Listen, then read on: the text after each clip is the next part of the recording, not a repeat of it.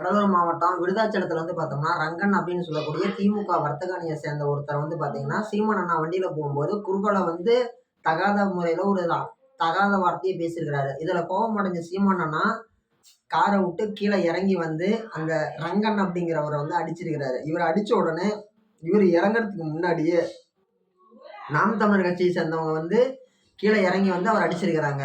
உண்மையாலுமே இது பார்த்தோம்னா ஒரு முறையற்ற ஒரு தகாத அரசியல் தான். ஒரு அரசியல் தலைவர் இருக்கிறாரு அப்படிங்கும்போது அவருக்கு உண்டான ஒரு மதிப்பு மரியாதை அப்படிங்கிறது செலுத்தணும். நம்மளுக்கு அவர் மேல ஒரு வெறுப்பு அரசியல் இருக்குது, ஒரு வெறுப்பு இருக்குது அப்படின்னா, உனக்கு பிடிக்கலன்னா ஓட்டு போடாதப்பா. எப்படி உனக்கு பிடிக்கலைன்னா நீ ஓட்டு போடாத, நீ பாட்டுக்கு வேலையை போய் பார்க்கலாம். அதை விட்டுட்டு தேவையில்லாம எதுக்கோசரம் ஒருத்தர் போகும்போது அவர் ஒரு உயர்நிலையில இருக்கிறாரு. அவர் ஒரு உயர்நிலையில இருக்கிறாரு. ஒரு மிகப்பெரிய ஒரு அரசியல் கட்சியோட தலைவர்.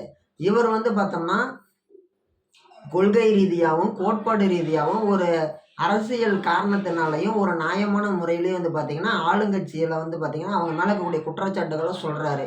இதில் உனக்கு என்னப்பா தவறாக தெரியுது? நீ அவரை தகாத முறையில் நீ பேசிட்ட. பதிலுக்கு சீமான் அண்ணா உன்னை பிடிச்சி அடிச்சு விட்டாரு. கட்சியை சேர்ந்தவங்களும் உன்னை பிடிச்சி அடிச்சு விட்டாங்க. இப்போ நீ சீமான் அண்ணாட்ட சண்டைக்கு போகணும்னு சொல்லி போய் உங்கள் கட்சியில் அமைச்சர் யாரையா கூப்பிட்டேன்னா அமைச்சர் யாராவது வருவாங்களா? என்ன சொல்லுவாங்க? நீ போய் கோர்ட்டில் கேஸ் போடுப்பா, போலீஸில் கம்ப்ளைண்ட் கொடு, அவங்க கோர்ட்டில் கேஸ் எஃப்ஐஆர் பதிவு பண்ணி கோர்ட்டில் கொண்டு போகட்டும், மேற்கொண்டு நம்ம கோர்ட்டில் பார்த்துக்கலாம்பாங்க. ஏன்னா சீமானன்னா ஒரு மிகப்பெரிய அரசியல் கட்சியோடைய தலைவர். இப்போ நீ ஒரு அமைச்சர்கிட்ட போய் கேட்டனால அவரு அதான் சொல்லுவார், நீ போய் கோர்ட்டில் கேஸ் போடுன்ட்டு.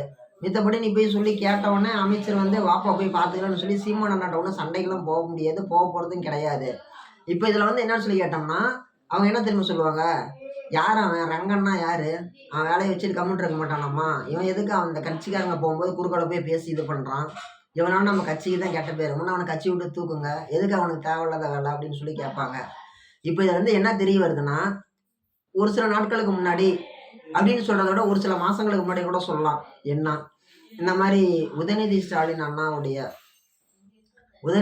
அவர்களுடைய குடும்பத்தை சேர்ந்த ஒரு தலைவர் ஒருத்தர் இறந்தாரு. அவங்க குடும்பத்தை சேர்ந்த ஒருத்தர். அவர் இறந்து போன உடனே சீமானண்ணா நேரில் போயிட்டு துக்கம் விசாரிச்சாரு. கூட போகும்போது பார்த்தோம்னா நம்ம எல்லாருக்குமே தெரியும் சாட்டை துரைமுருகன் அண்ணா கூட போயிருந்தாரு. இவங்க போய் பார்த்தீங்கன்னா இந்த மாதிரி துக்கம் விசாரிச்சுட்டு பார்த்துட்டு வந்தாங்க. இதுல இருந்து உங்களுக்கு என்ன தெரியுது? அவங்க மேல்மட்ட அளவில் அரசியல் தலைவர்களாக இருக்கிறவங்க அப்படிங்கிறவங்க ஒரு நாகரிகமான ஒரு ஆரோக்கியமான அரசியல் அப்படிங்கிறது வச்சிருக்கிறாங்க. இப்போ பிடிக்கல அப்படின்னாலும் நேருக்கு நேர் சந்திச்சாங்க அப்படின்னா ஒரு சிரிப்பு, சின்னதாக ஒரு ஸ்மைல், போயிட்டுறேன் அப்படின்னு சொல்லிட்டு தான் வருவாங்க. இதுதான் ஒரு நாகரிக அரசியல், இதுதான் முறையான அரசியல், இதுதான் சரியான அரசியல், இதுதான் தெளிவான அரசியல், இதுதான் அரசியல் செய்ய வேண்டிய ஒரு முறை. அதை விட்டு ஒரு மிகப்பெரிய ஒரு உயரிய ஒரு கட்சியோட தலைவராக இருக்கக்கூடியவரை பார்த்து ஒரு சாதாரண ஒரு வர்த்தக அணியில் இருக்கக்கூடிய ஒரு பொறுப்பாளர், சரியா? நீ ஒன்றும் ஒரு மிகப்பெரிய ஒரு மாவட்ட செயலாளர் கிடையாது, ஒரு ஒன்றிய செயலாளர் கிடையாது, அணி செயலாளர், வர்த்தக அணின்னு சொல்லக்கூடிய ஒரு அணியில ஒரு நிர்வாகி, அவ்வளோதான். நீ போயிட்டு உங்க தலைவர் ஸ்டாலின் ஐயா, எனக்கும் பார்த்தீங்கன்னா ஒரு மதிப்பு இருக்குது. அவர் தமிழ்நாட்டினுடைய முதலமைச்சர், இந்த காலத்து முதலமைச்சர், நிகழ்கால முதலமைச்சர். ஒரு முதலமைச்சருடைய சகோதரர் நம்ம எல்லாருக்குமே தெரியும். முத்து அண்ணா மறைவுக்கு தான் நம்ம சீமான் அண்ணா போய் துக்கம் விசாரிச்சுட்டு வந்தாரு. உங்க தலைவருக்கு ஈக்குவலா பழகக்கூடிய ஒருத்தர்கிட்ட போயிட்டு நீ தலைவருக்கு கீழே அமைச்சர் இருக்கிறாரு, அமைச்சருக்கு கீழே எம்எல்ஏ இருக்காரு, எம்எல்ஏ கீழே மாவட்டம் இருக்கிறாரு, மாவட்டத்துக்கு கீழே ஒன்றியம் இருக்கிறாரு, அவருக்கு கீழே தான் நீங்க இருக்கிற. கிட்டத்தட்ட ஒரு 15 படிக்கட்டு கீழே தான் நீங்க இருக்கிற.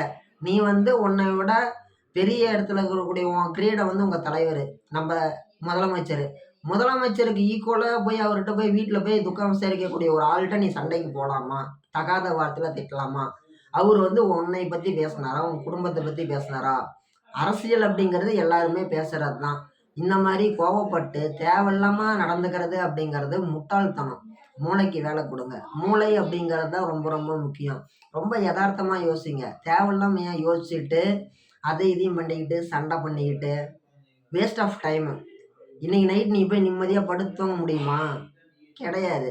இப்போ நீ மிஞ்சி போனீங்கன்னா இன்னைக்கு நைட்டு இல்லை, இந்த ஒரு மாதம் உன்னால் நிம்மதியாக தூங்கவே முடியாது. ஒரு மாதம் பூரா இந்த சண்டையே உன் மைண்டில் ஓடிட்டு இருக்கும்.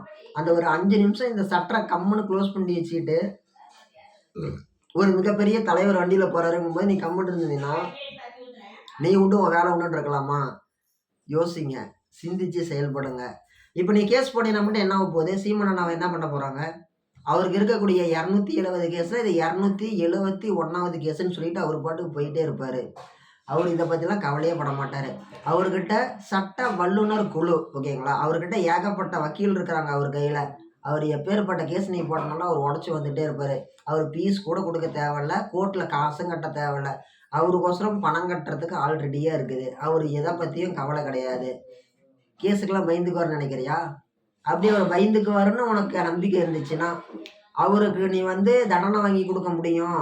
அவர் காரை விட்டு உன்னை இறங்கி வந்து அடிச்சிட்டாரு, நீ பேசுனது தப்பு இல்லை அப்படின்னு கோர்ட்டு சொல்லணும்னு உனக்கு நம்பிக்கை இருந்துச்சுன்னா, முன்ன இந்த கேஸ்லாம் ஒரு கேஸ்ன்னு கோர்ட்டு எடுக்கணும்னு நீங்கள் நினச்சின்னா தாராளமாக போய் கொடுப்பா கம்ப்ளைண்ட்டு. உண்மையாலுமே போய் கொடுங்க. போலீஸ் எடுத்துக்கிட்டோம், முடிஞ்சால் கோர்ட் எடுத்துக்கிட்டோம், முடிஞ்சால் எங்களுக்கு வந்து சட்ட வல்லுநர் குழு இருக்குதுன்னு சொல்லி தான் சொல்லுவாங்க. தேவையில்லாத வேலை பண்ணாதீங்க. ஆரோக்கியமான அரசியல் அப்படிங்கிறது மிகப்பெரிய தலைவர் பொறுப்பில் இருக்கிறவங்க பண்ணுறாங்க. அப்படி இருக்கும் பொழுது தொண்டர்களாக இருக்கிறவங்க மட்டும் எதுக்கோசரம் வந்து இந்த மாதிரி சண்டை போட்டுக்கிட்டு அதை இதையும் பண்ணிக்கிட்டு, இது வந்து ஒரு ஆரோக்கியமற்ற அரசியல். ஆரோக்கியமான அரசியல் அப்படிங்கிறது தான் வந்து பார்த்திங்கன்னா ஒரு நியாயமான ஒரு கருத்தாக இருக்கும்.